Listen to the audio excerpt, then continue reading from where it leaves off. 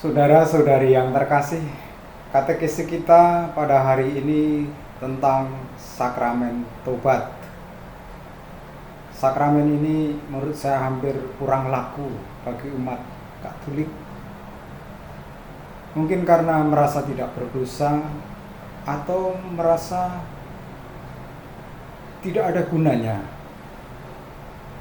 Maka semoga katekesi ini menyadarkan kita bahwa sesungguhnya bertobat itu adalah anugerah dari Allah. Ada unsur kegembiraan, ada unsur sukacita, tapi juga panggilan manusia untuk memperbaiki diri, untuk menyesali dosa dan kesalahannya.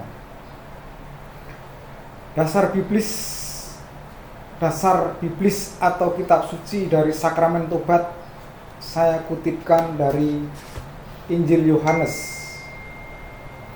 Injil Yohanes bab 20 ayat 22.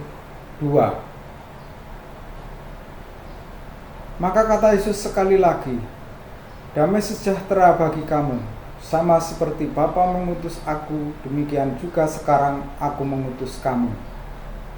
Dan sesudah berkata demikian, ia mengembusi mereka dan berkata, terimalah Roh Kudus. Jikalau kamu mengampuni dosa orang, dosanya diampuni, dan jikalau kamu menyatakan dosa orang tetap ada, dosanya tetap ada. Berdasarkan firman Tuhan itu, gereja dalam kitab hukum kanonik membuat definisi tentang sakramen tobat. Dikutip dari Kanon 959. Dalam sakramen tobat, umat beriman mengakukan dosa-dosanya kepada pelayan yang legitim, imam, uskup. Imam ini yang diberi kuasa oleh uskup diosesan, menyesalinya, serta berniat untuk memperbaiki diri lewat absolusi yang diberikan oleh pelayan itu, memperoleh pengampunan dari Allah atas dosa-dosa yang telah dilakukannya sesudah baptis, dan sekaligus diperdamaikan kembali dengan gereja yang mereka lukai dengan berdosa. Sakramen tobat ini sangat kaya, dan kekayaan sakramen tobat ini ditunjukkan dengan aneka macam nama. Misalnya sakramen pengampunan dosa, sakramen perdamaian, sakramen rekonsiliasi, sakramen pemulihan, dan sakramen tobat itu sendiri. Kadang orang merasa tidak efektif mengaku dosa, dan dosanya itu-itu saja. Dengan aneka macam nama itu menunjukkan bahwa sakramen tobat ini begitu kaya. Allah ingin mengampuni dosa manusia. Allah ingin menghapus dosa dan kesalahan manusia. Dan orang yang mengaku dosa diperdamaikan kembali dengan Allah, dengan gereja, dengan dirinya sendiri. Syaratnya adalah penyesalan atas dosa-dosanya yang merupakan tuntutan utama dalam pertobatan. Lalu membangun komitmen sebagai orang beriman, komitmen pada komunitas gereja, menerima sesama sebagai saudara, dan menjalani hidup dengan penuh syukur. Menerima sakramen tobat itu kadang berat, terasa sulit, menakutkan. Tetapi sebenarnya dalam menerima sakramen tobat itu ada unsur kegembiraan, ada unsur sukacita.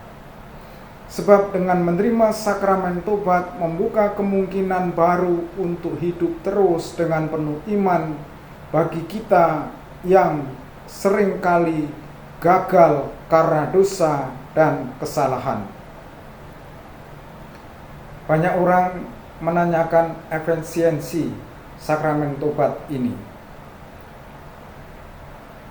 Kalau sakramen tobat dihayati sebagai perayaan iman, perjumpaan kembali dengan Allah, dan diperdamaikan dengan gereja, maka sesungguhnya dengan menerima sakramen tobat ini, otomatis kita bersukacita. Meskipun begitu, sakramen tobat tidak menghilangkan kesulitan hidup, melainkan memberi kekuatan baru berkat iman untuk bertahan dalam kesulitan, khususnya kesulitan yang diakibatkan oleh dosa-dosa kita. Pertobatan merupakan proses yang berlangsung seumur hidup. Kelemahan kita tidak sekaligus hilang dengan menerima sakramen tobat, kendati kita bertobat dengan tulus sekalipun. Maka tidak mengherankan bila kita untuk jangka waktu tertentu sering jatuh dalam dosa yang sama. Tetapi justru disitulah dosa-dosa kita dihadapkan pada belas kasih dan kerahiman Allah, sehingga kita tidak pernah putus asa, melainkan dalam iman yang kokoh, berani berjalan terus, membawa kelemahan-kelemahan dan mengatasinya dalam hidup kita.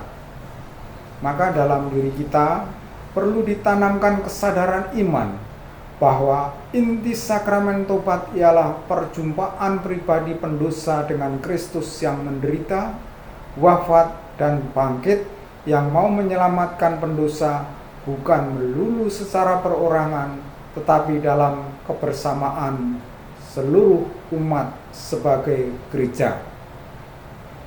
Kita pendosa yang sudah diampuni diajak menghayati misteri Paskah bersama-sama. Sakramen tobat ini minimal diterima umat beriman 1 tahun sekali, dan paling baik menjelang perayaan Paskah. Tetapi kalau Bapak Ibu saudara-saudari terdorong untuk menerima sakramen tobat, silahkan datang kepada Romo untuk menerima sakramen tobat, dan Romo punya kewajiban untuk melayani umatnya yang akan menerima sakramen tobat. Semoga pertobatan, pembaharuan diri menjadi irama hidup kita setiap hari, sebab harta rohani ini kita punyai dalam bejana tanah liat. Pertobatan adalah anugerah dari Allah, sekaligus panggilan manusia orang beriman. Demikian katekese dari saya. Atas perhatiannya saya ucapkan terima kasih. Salam sehat, tetap semangat, jangan tertindih, terbebani oleh dosa-dosa dan kelemahan kita. Tuhan memberkati kita. Amin.